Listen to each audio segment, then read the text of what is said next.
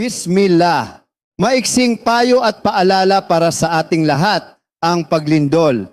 Aral sa Islam, lahat ng nangyayari, mabuti man o masama, ay nasa ilalim ng qadr ng Allah. Ang lindol ay hindi aksidente o basta natural phenomenon lamang. Ito ay bahagi ng kapangyarihan ni Allah. Walang sakuna ang dumadapo sa lupa o sa inyong sarili, maliban na ito ay nakasulat sa aklat bago pa man namin ito isakatuparan. Katotohanang madali ito para kay Allah, Quran 57:22.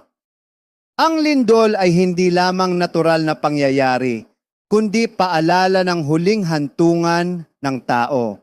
Ang lindol ay nagpapahiwatig ng kahinaan ng tao. Kahit gaano tayo kalakas o kayaman, isang iglap lang kayang maglaho ang lupa. Ito ay paanyaya na huwag malulong sa dunya, mundo, dahil panandalian lang ito.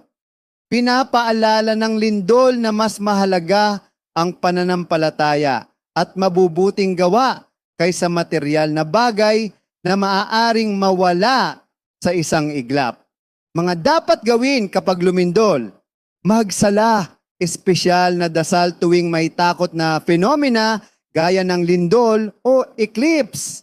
Mag-istighfar, humingi ng kapatawaran. Magdua, humingi ng proteksyon at awa mula kay Allah. Magbalik loob, taubah. Magsisi at ayusin ang sarili bago mahuli ang lahat. Ito'y munting paalala para sa atin lahat. Assalamu alaikum warahmatullahi wabarakatuh.